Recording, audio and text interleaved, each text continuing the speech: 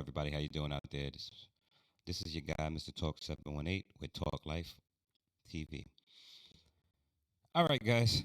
I don't really want to talk about the George Floyd case because there's enough people out there talking about it, good or bad. But I do want to respond to, I believe, a very intellectual man, black man. His name is Officer Tatum. Officer Tatum, how you doing? My name is Mr. Talk 718. I'm from Brooklyn. You see that, right? Brooklyn all day. Uh, I want to talk about a few of the comments that you made, and I really feel I won't say offended, but I do want to say that I feel like you're missing the entire point. And I believe in my heart that I don't believe you believe the stuff that you're talking about. I believe you are a person, a character, a YouTube person that is up here doing a Candace Owens. And when I say that, I believe you're out here simply trying to please a certain group of people, and it doesn't matter the race. But we'll get into where race came from. But we'll talk about that in a little bit further down in this broadcast. But what I want to say to you, brother, is that you made a statement on BBC. You made four statements that I heard that kind of offended me in one way or another. And I want to just bring it up to you and let you know what it was, and maybe you can hit me back or not. Doesn't matter. Okay, so you stated that swift justice, it was the swiftest deliberation that you have ever seen in your life. Doing a little research on you, brother, you were born in 1987.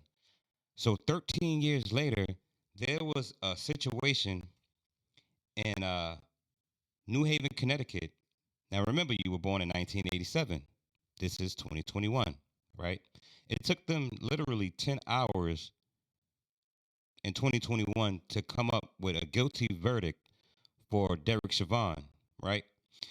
But swift justice happened in March of 2010. You were 13, 12 or 13, depending on what part of the year you were born in. There was a 6 minute verdict of guilty. 6 minutes. The verdict was guilty for Marquise Hill of New Haven, Connecticut.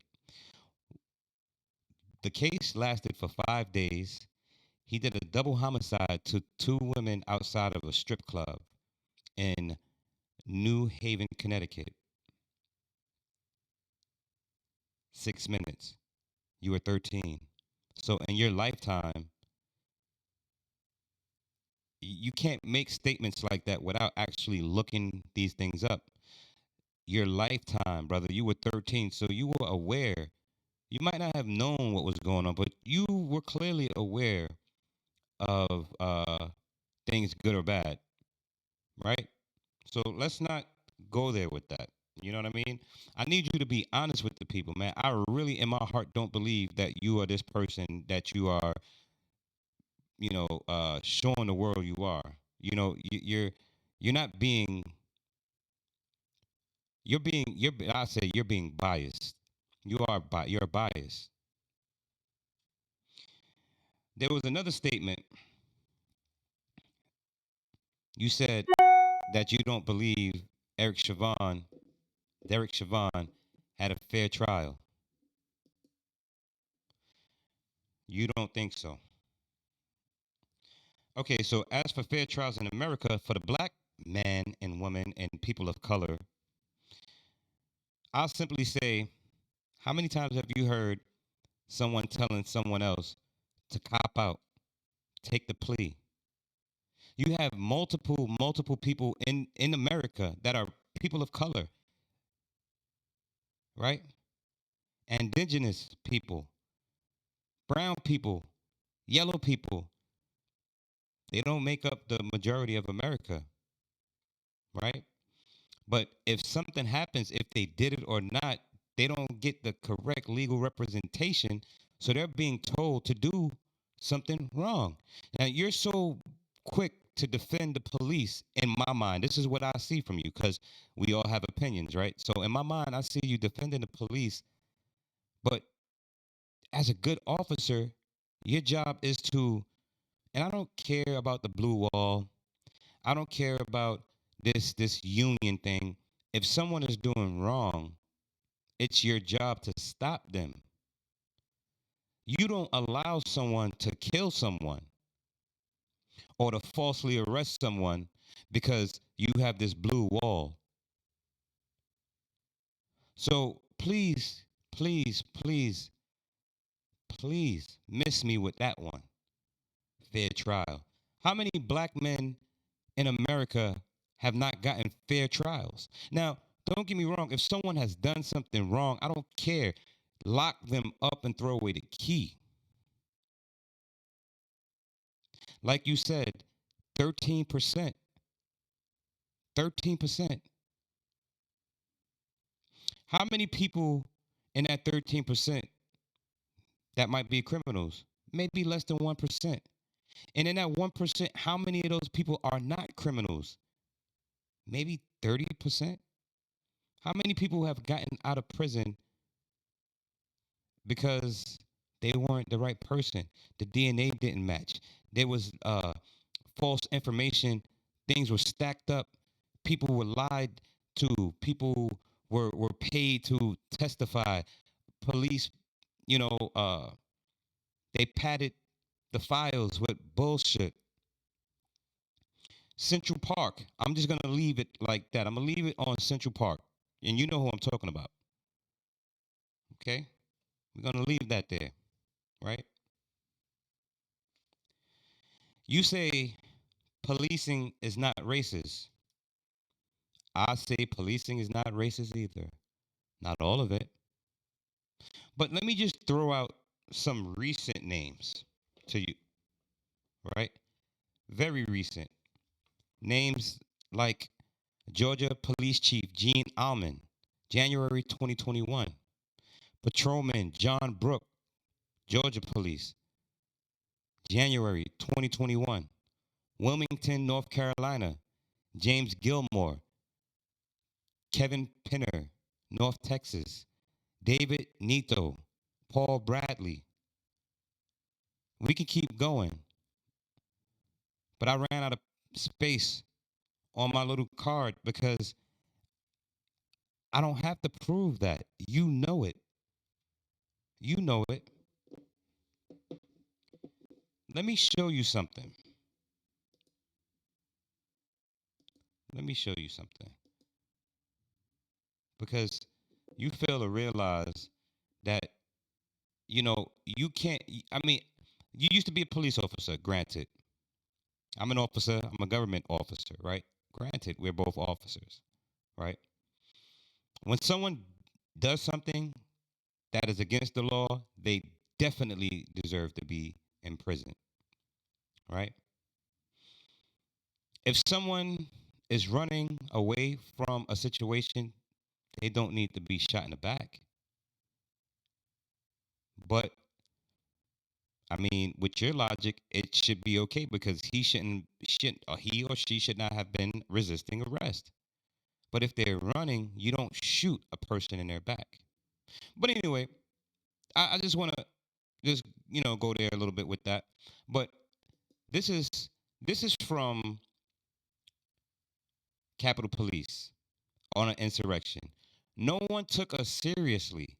Black cops warned about racist Capitol Police officers for years. But you stated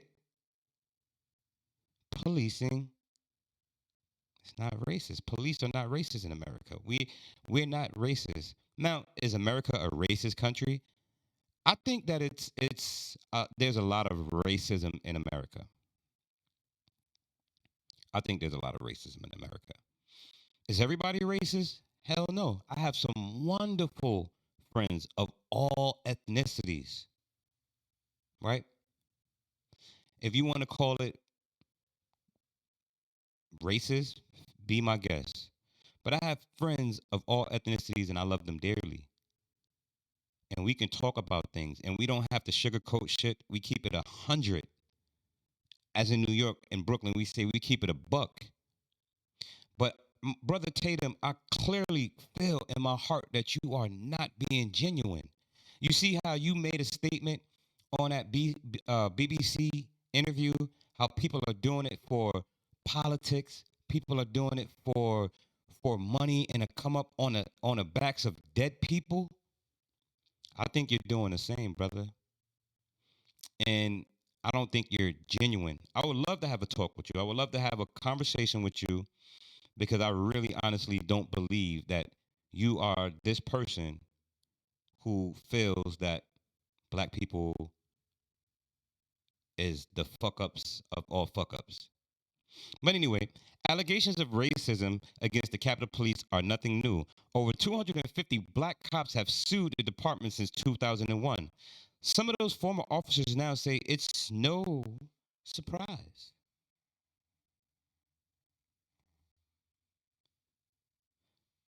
White nationalists were able to storm the building. I don't know if you did a video on that, but I'm going to check your page and I'm going to look. I'm going to check your YouTube. I'm going to check and see if you spoke on that because it's just as bad as black men and women are looked down upon, Asians and black people are looked down upon the most. But there's always a reason behind the situations, or how they say there's a reason for the season or the season for the reason or whatever. One of them, yeah. You get my drift, right? There's a season for everything.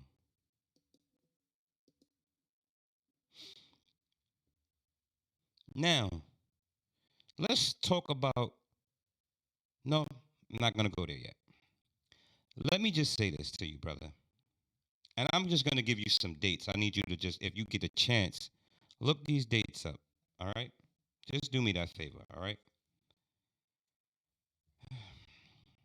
1964, Philly race riots.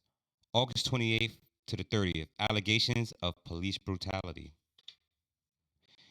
1964, Rochester riots. July 24th to the 26th, police brutality. Harlem riots of 1964. This is what started it all. July 16th to the 22nd, one death, a 16-year-old male. Police shot him. 1967, Newark riots. July 12th to the 17th. The cause? Beating of a black man by police. And you want to know what was the kettle or the pot that called the kettle black or the kettle that called the cop? You get it. Dr. Martin Luther King Jr.'s assassination, 1968. The riots lasted from April 7th to May 27th, 1968. So don't come to me with uh, this police thing and they're the greatest and this, that, and the third. There has been proof, years and years and years and years of proof of mistreatment by police all around the nation, not just in the South, not just up north, east, or west, but in the whole entire United States. Now, don't get me wrong, we do understand that there were two types of policing in America. You had the southern type, and then you had the up north type, right? The southern type was definitely based on slave patrol, but not the north. The north was based on grabbing people from doing wrong things, criminals, and not technically criminals. You know, it was a little different, but they did their jobs. You know, they stopped fights. They arrested people for being intoxicated, and I mean, the modern days policing we know started in Massachusetts, Boston, and all of that, right?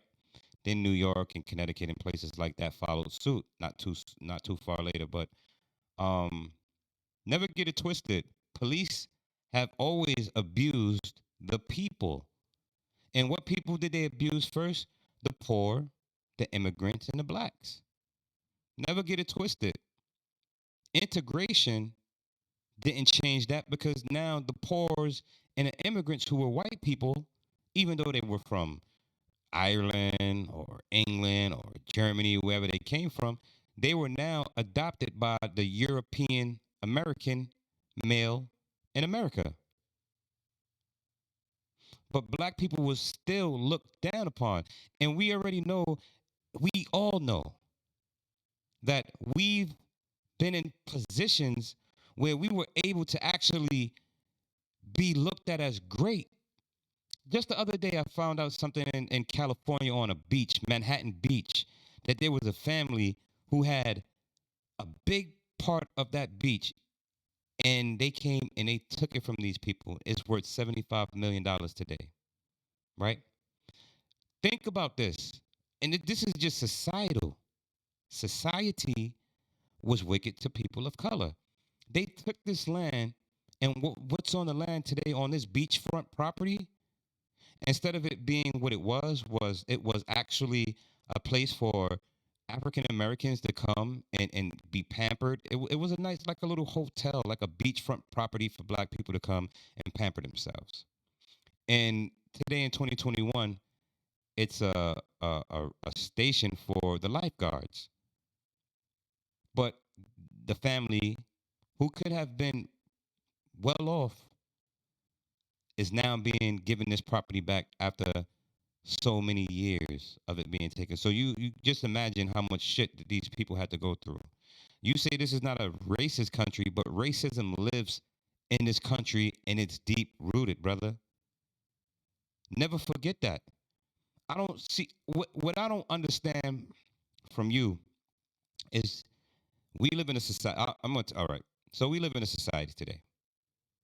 Racism from younger generations, millennials, Gen X, and Gen Z, nah. But the money, the capital, the control, the bosses, they're old money, bro. So don't think because you sit and you speak this anti or pro, whatever it is you speak, that if something was to come off or come down the line, that you would be saved. You wouldn't be saved, brother. You would be right here on the side of me trying to protect the people that you love or not. Depends. I have my allies. We're gonna stand strong, hand in hand, arm to arm, and we're gonna hold things down. But I just wanted to let you know. Earlier, I said I was gonna get back to you about this race thing and where did race come from. Well, during exploration, European imperialists wanted to expand its scope of power and influence through colonization. Imperialism relied heavily on false notions that white skinned people were smarter or intellectually higher, morally and spiritually, also culturally superior. So if you want to know where racism come from, that's where it come from, brother. This is racism in a handbasket. I've seen officers treat people like shit. Not all. I have friends and family that are police, and I love them dearly. And they know how I feel. If they do some dumb, I'm gonna tell them like, "Yo, that was wicked. You need to get, you know." But I don't have people around me that's wicked like that. They actually do their jobs the right way. What I would wish police officers would do is stop being silent. Y'all want people in the street to snitch, but y'all don't want to snitch on each other, you know? So, to the young lady from Buffalo that lost her job and her pension, congratulations to you for getting your pension, for doing the right thing, for snitching or for telling or, I'm from the hood, so yeah, snitching definitely works for me. For snitching on the officer that was doing something that was wrong. I want you to know why. Because you act like you don't know. I guess you grew up with a silver spoon in your mouth. But I had to work from the bottom to the top to get where I'm from, to get where I'm at, to be where I'm at from where I'm from. I'm from Brooklyn. Brooklyn. Black families are more likely to live near concentrated poverty, and this is from Century Foundation. Black families are more likely to live near concentrated poverty. You want to know why black people act the way they act? You put them in cages, right? With no food, food deserts all over the place, uh, low end jobs. You know, what you think is going to happen? Let's take justice out of criminal justice. Let's take justice out of criminal justice beside uh, two times, black people are two times likely to be killed by police. Black Americans are more likely to be stopped, detained, pretrial, charged, and sentenced harsher than whites. Tell me you didn't know that. Or is this just some liberal shit? Because I don't like them either. But maybe to you it's liberal. And I'm not taking shots at you, but I want you to understand like, just talking don't mean anything, bro. You have to know what you're talking about. And you can't just be one sided. Because there's something that you did say that I totally agree with. But since I'm a government employee, I really can't say. Just understand that I don't like him either. But we have that in common, right? But let me read this again.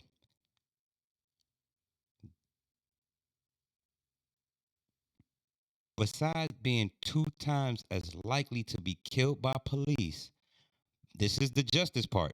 Black Americans are more likely to be stopped, detained, pretrialed, charged, and sentenced harsher than whites.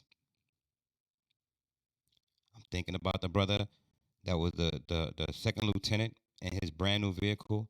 He was stopped because no tags, but there was a tag there. In New York, we call them license plates. He had a temporary license plate. He was stopped. He was beaten up. He was sprayed with mace or pepper spray, right?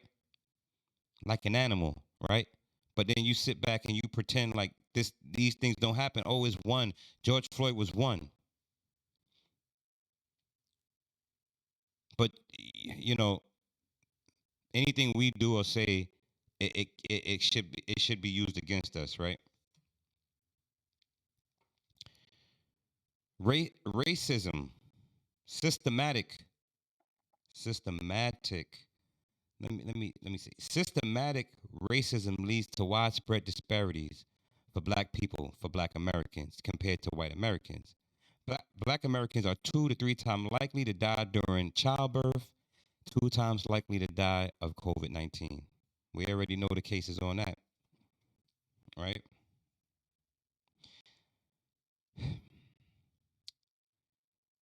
Systematic racism, it denies black children an equal education. Average non-white school districts receive $2,226 less per student, and that gap means black students are less likely to attend college, reducing their lifetime earnings by 65%. And this is by the NPR and Manhattan Institute. Okay, remember what I said: NPR and Manhattan Institute. I, the source is a source, right? And it's a good source because it's true. And let me give you the definition of a slave patroller. They were men who monitor and enforce discipline upon slaves in antebellum U.S. southern states. Police enslaved persons. That's what they did. They enslaved the people. Officer Tatum, you made a statement that was God, it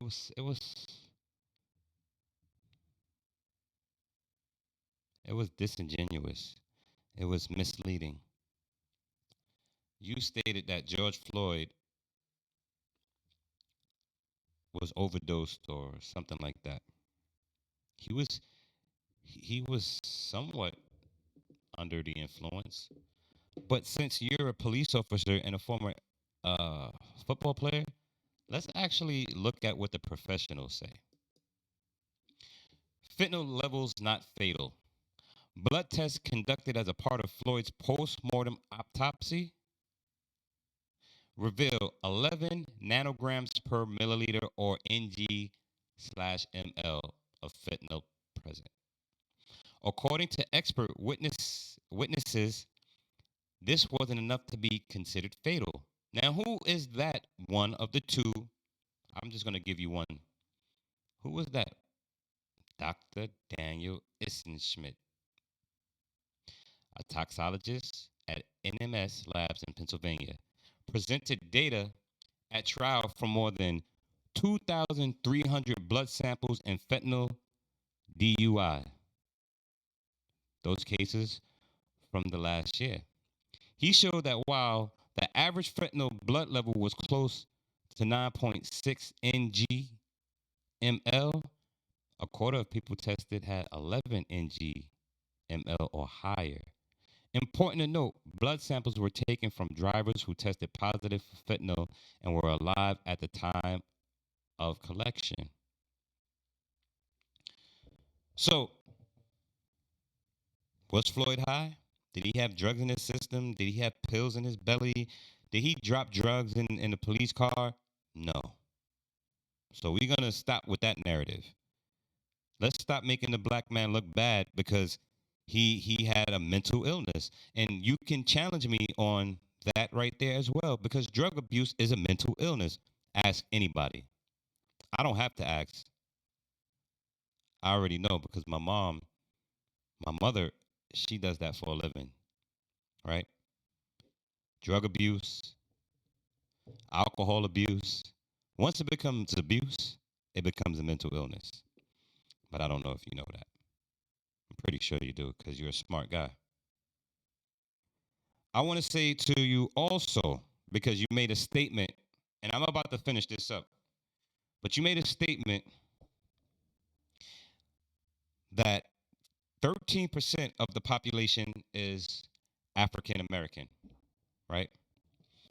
And 50% of all gun deaths are done by black men. But we're not talking about gun deaths. We're not talking about just racist police because we have a lot of racist police.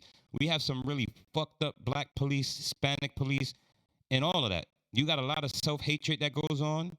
You have a lot of people that's just is just police and fuck everybody else. But I'm fine with that. I want to say to you, brother, blacks per capita, because when we talk about the numbers, we talk about systematic or we talk about systematic racism, we got to remember that 13% population, police are killing people per race per capita.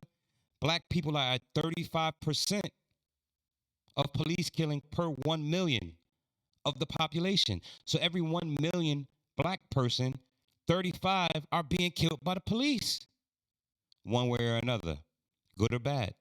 35, 35%. Or 35 out of 35 out of 1 million black men, women, or children are being killed by the police. As for Hispanics, 26%. Whites, 14%. So 14 out of every million. So 14 out of, I keep saying percent, but y'all understand, and you do too, sir. 14 out of a million are being killed by police, and other is 5. So that's Asian and everybody in between, right? So 35 out of every 1 million per million of the population, 35 are being killed. Black. Hispanic, 26. White, 14. Black and others is 5. So 13% of the population and 35% of that number is extremely high. Or 35 Oh yeah, yeah. 35 out of that 13% per 1 million is a high ass number, extremely high. So I don't want to hear, oh, it's more white people being killed. It's not about being. It's really not about being black or white. But since we're gonna talk about black people, let's talk. Let's talk. Let's have that conversation.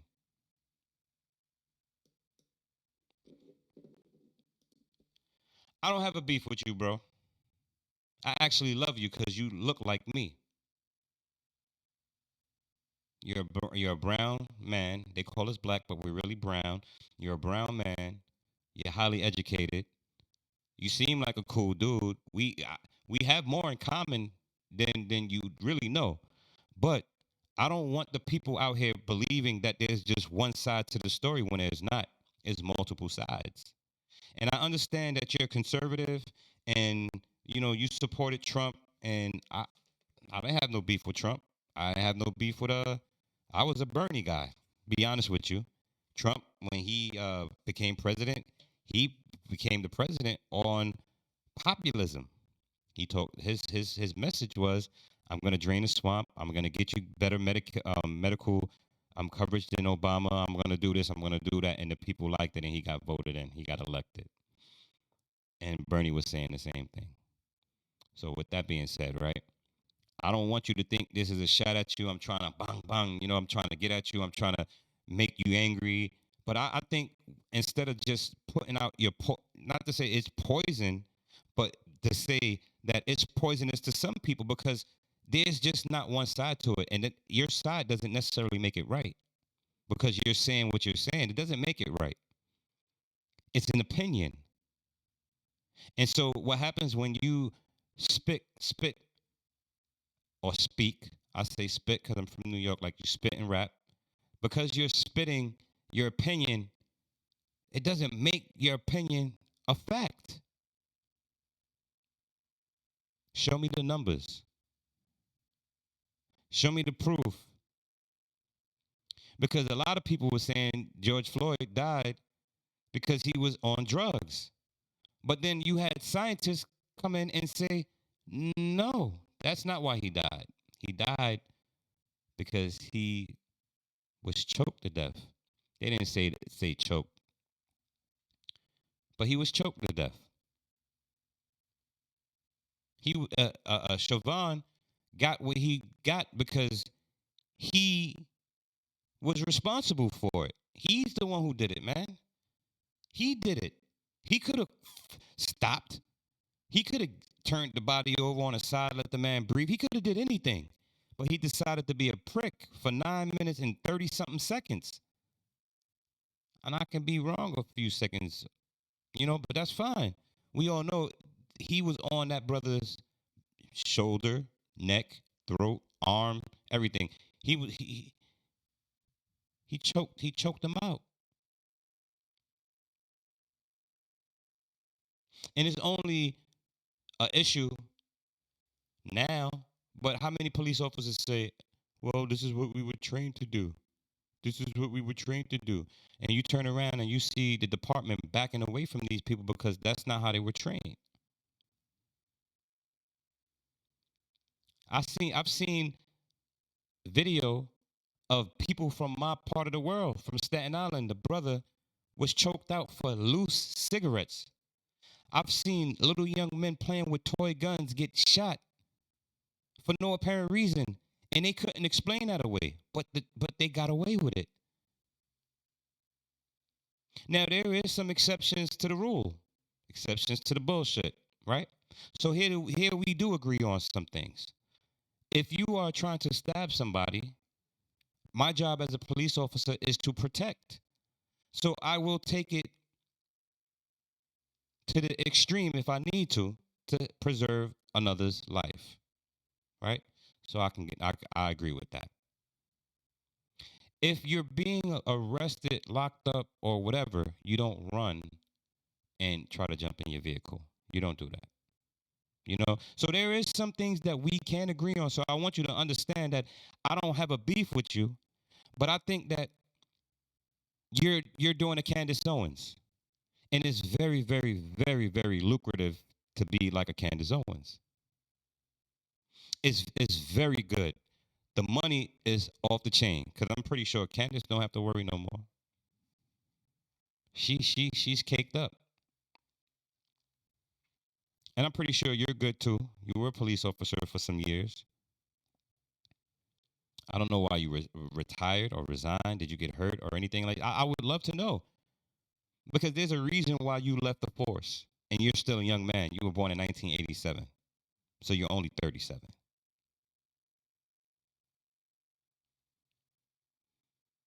Anyway, to all my people out there that support Talk Life with Mr. Talk 718, y'all know what to do. Share, subscribe, press that notification button, and make sure you comment, man. My content, this is me. This is not a normal for me. Everybody knows that I'm into self-love, self-healing, and trying to get the black woman and the black man to reach a higher plateau. But I feel sometimes doing that, in between, you find people who would love to divide that kind of thing. They don't want to see it. They don't. Like, I did a video the other day about a young lady, and every time she talk about men, it's this hatred in her. Where is the love? Why can't we come together as a people and show solidarity, show love, teach each other? Brother Tatum, you're not teaching. You're not teaching. You're giving an opinion, but it's not to the people that you need to be giving the opinion to. And I understand that black people are the most they're the most critics. They're the most critical, and everything is, I'm not sure, I'm not sure, I'm not sure, but that's fine. They're not sure because most black people come from poverty or close to it. Remember, concentrated. So when it's a concentration of poverty, we have trust issues. And some of us didn't grow up with a silver spoon. Some of us didn't grow up with both parents. Some of us didn't grow up with middle class dreams and things like that. Some of us just didn't grow up that way. But we strive to be the best people that we can be.